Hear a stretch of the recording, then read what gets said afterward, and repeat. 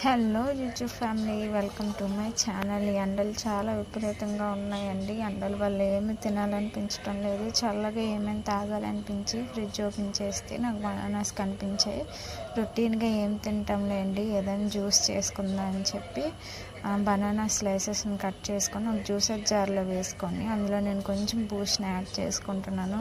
నా దగ్గర బాదం మిల్క్ కూడా ఉంది. ఆ బాదం మిల్క్ని కూడా ఇందులోకి వేసుకుంటున్నాను. టేస్ట్ ఎలా ఉంటుందో నాకు తెలియదండి, నన్ను తిప్పుకోకండి, ఏదో ట్రై చేస్తున్నాను. తర్వాత ఇందులోకి కాచి చల్లార్చిన పాలల్లో యాలకులను వేసుకున్నాను. ఆ రెండు కూడా ఇందులోకి యాడ్ చేసుకొని, నా దగ్గర కొన్ని జీడిపప్పులు ఉన్నాయి, జీడిపప్పులను కూడా ఇందులోకి యాడ్ చేసుకుంటున్నాను.